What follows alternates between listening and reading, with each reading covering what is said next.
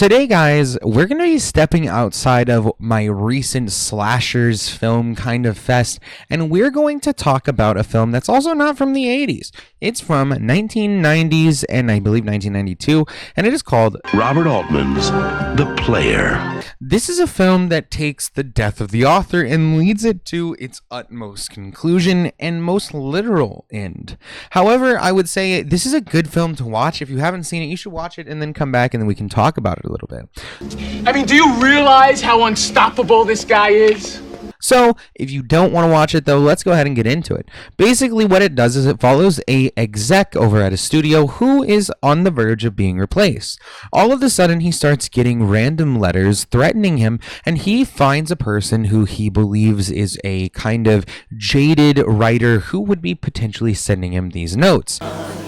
Let's just stop all the postcard shit, all right? That person that he finds is Vincent fucking D'Onofrio, a very young Vincent fucking D'Onofrio. David Kahane, Griffin Mill. And Vincent D'Onofrio killed it. Basically, he goes and he meets Vincent D'Onofrio and tries to tell him, hey, I'll get you a gig and I'll kind of make your script go through. I'm gonna give you a deal, David. And then the writer starts making fun of him, saying, no, you're going to get replaced. You don't have the power to make those calls anymore. Fuck you, Mill. You're a liar. And this all happens after we get an earlier meeting where basically it's shown that the new exec that's coming into the studio apparently doesn't really care about art whatsoever and just kind of randomly meshes together different ideas from reality in order to create various films. What do you got for me? Okay, here it is. The Graduate. Part 2. Oh, good. He says they're all going to be bangers, and this is kind of a way that you can look at AI in cinema right now.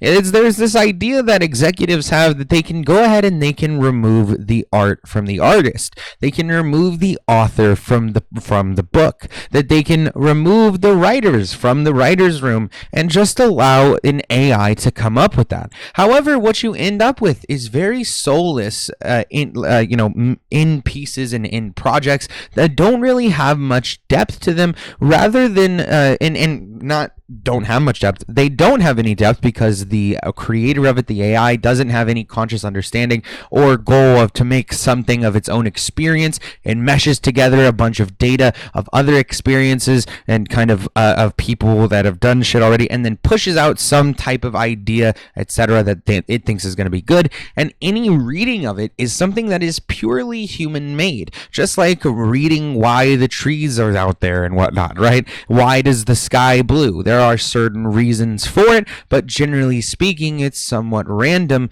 when it comes to AI. And when you do that, again, you get these soulless and no depth stories that end up just kind of being popcorn cinema. Now, this works for popcorn cinema if you go and you just do some really weird, stupid fucking action film. But even then, for example, Ghosted feels like a movie on Apple TV that they wrote with some random AI that just generated shit. It really feels like that. Underneath it, there was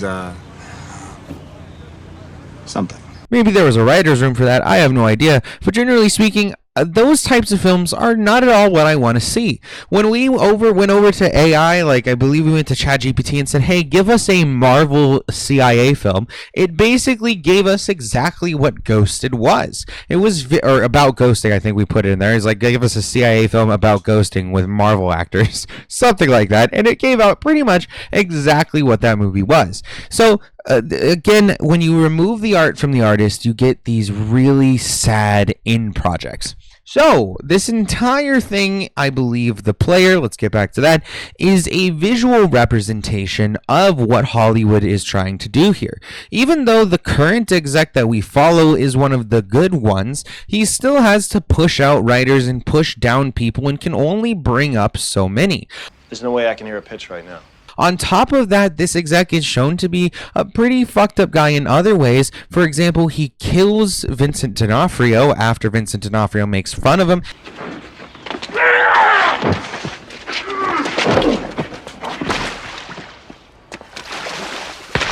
Keep it to yourself! And then he also starts a relationship with Vincent D'Onofrio's girlfriend. We got to talking and one thing led to another. Did you fuck her? What kind of question is that? They end up falling in love pretty much immediately, and they end up having a kid together, and by the end of it, they're allowed to be married and in love. The entire time, what ends up happening is the exec gets away with this murder, even though there are some people that feel they can pin him for it, and they do have a couple times where he interacts with the cops that are really interesting interactions as well. Well, see, you got away with it. He didn't What are you see implying? it.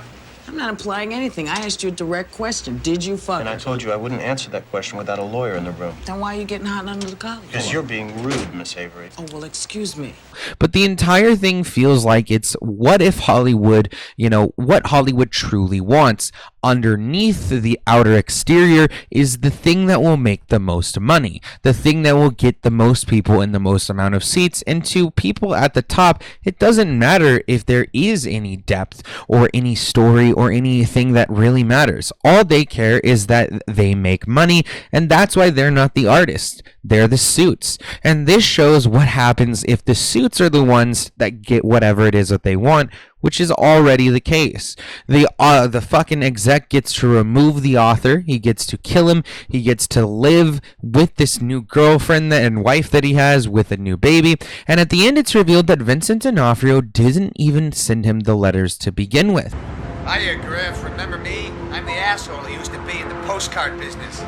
It was another writer who then makes a deal and gets a lot of money out of staying quiet by making a deal with the exec and selling one of his projects. So the entire time, the murder of Vincent D'Onofrio wasn't even something that was egged on by him in any way, shape, or form. I said, let's forget this.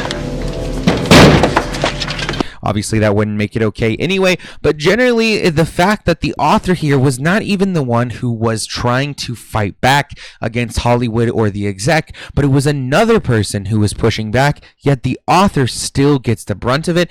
I think that's very fascinating, and I think it does have a lot to say about how Hollywood actually works, especially considering that we never really know who the person is that sells the thing and stays quiet. So basically, we see that this author, whoever it is, gets their way by literally having another person killed and then making money by keeping quiet about it. It's a really dark and sad way to think about Hollywood, but again, when you get to those top execs, that's exactly the type of attitude they have, particularly with the recent adventures in AI.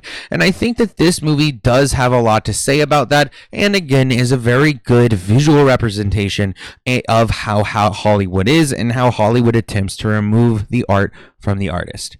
Let me know what you guys think, though. Have you seen this film? Do you think it's good or bad? Do you think I'm right or wrong? Let me know in the comments. You can follow us on Twitter and Instagram. That'll pop up during the outro, and the rest of our links are down in the description. You can follow us over on Gaming Sessions for gaming content. You can follow us on Smoking Sessions for movie content, and you can follow us here, CrazyRocky, for variety content. And we have a podcast called The Try Podcast. All of that is down in the description, and I'll see you all in the next video.